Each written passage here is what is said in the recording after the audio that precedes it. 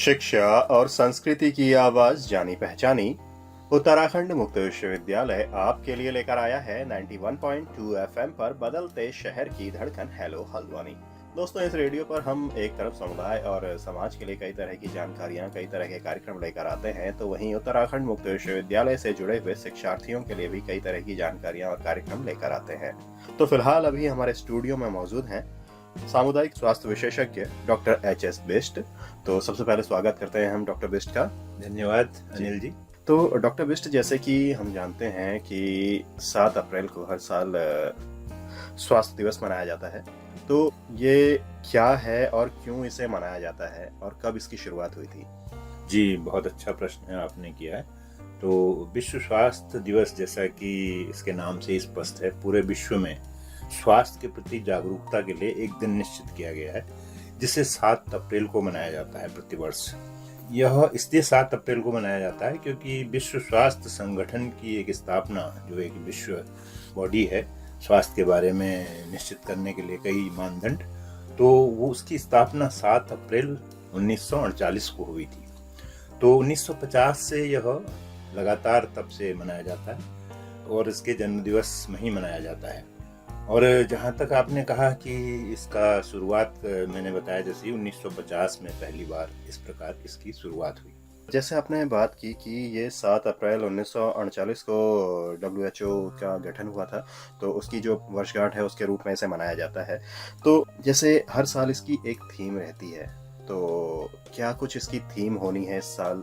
जी, इस साल इसकी बहुत ही एक महत्वपूर्ण थीम है, वो है मेरा स्वास्थ्य मेरा अधिकार।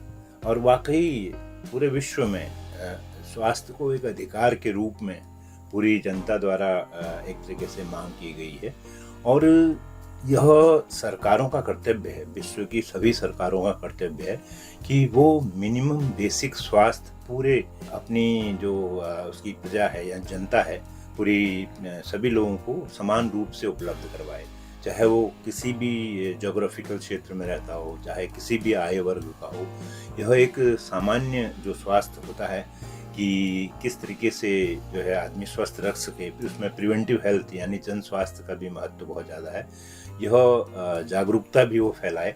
तो विश्व स्वास्थ्य दिवस एक तरीके से पूरी विश्व में जागरूकता फैलाने के लिए ही मनाया जाता है कि वो अपने अधिकारों की रक्षा कैसे करें, अपने स्वास्थ्य की रक्षा अधिकारों के माध्यम से कैसे कर सकते हैं। जैसे आपने बात की कि स्वास्थ्य के प्रति जागरूकता के लिए ही स्वास्थ्य दिवस को मनाया जाता है और इस वर्ष की जो थीम है वो है मेरा स्वास्थ्य मेरा अधिकार।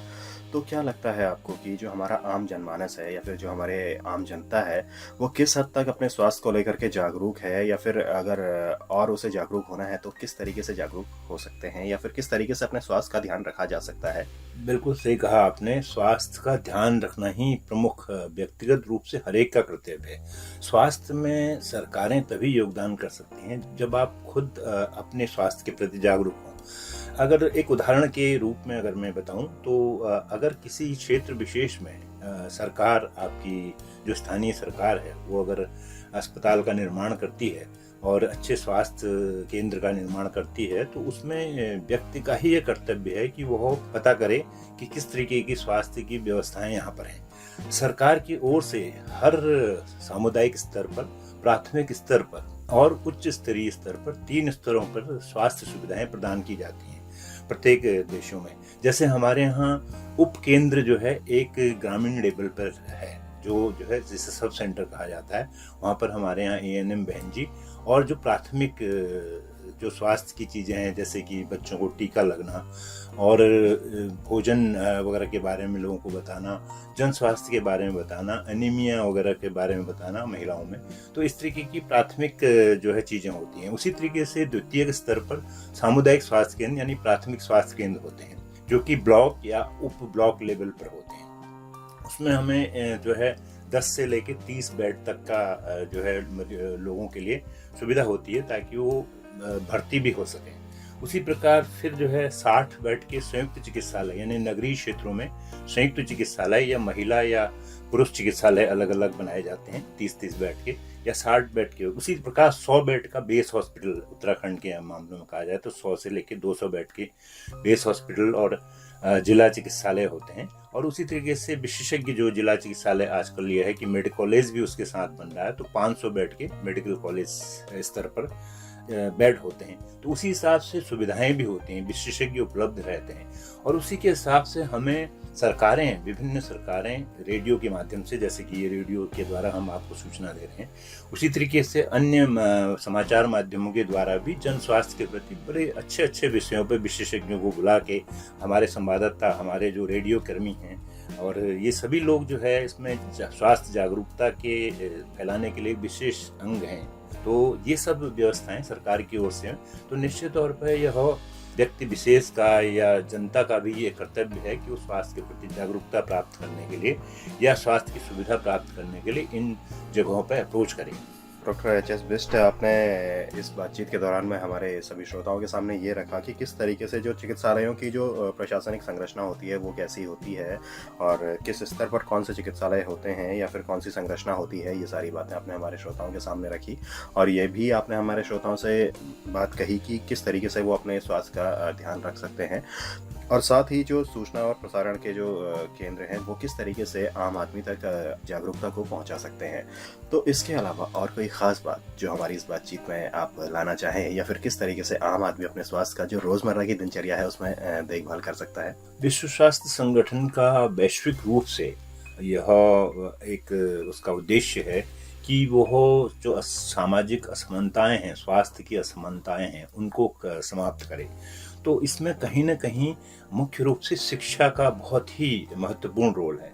तो आज के दिन, इस विश्व स्वास्थ्य दिवस के दिन, हम सभी यह चाहते हैं कि सभी लोग शिक्षित हों, क्योंकि शिक्षा ही एक तरीके से स्वास्थ्य का आधार है।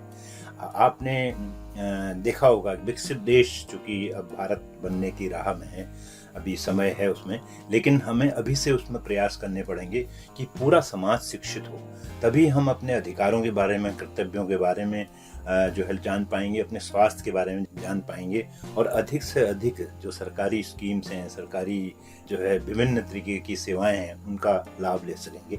तो डॉक्टर एच.एस. बिष्ट, आपने हमारे श्रोताओं के सामने बहुत अच्छी बात रखी कि किस तरीके से शिक्षा और स्वास्थ्य एक दूसरे से जुड़े हुए हैं। इसी के साथ हम भी अपने श्रोताओं से विदा लेंगे, और विदा लेने से पहले हम अपने श्रोताओं से कहेंगे कि जो कि इस साल के स्वास्थ्य दिवस की थीम भी है इस वर्ष की, कि मेरा स्वास्थ्य मेरा अधिकार, तो इसकी ओर को ज़रूर ध्यान दें और स्वस्थ रहें। तो डॉक्टर एच.एस. बिष्ट, आपका भी बहुत बहुत धन्यवाद। थैंक यू जी। तो श्रोताओं, इसी के साथ मैं अनिल भी लेता हूँ इस कार्यक्रम से इजाज़त।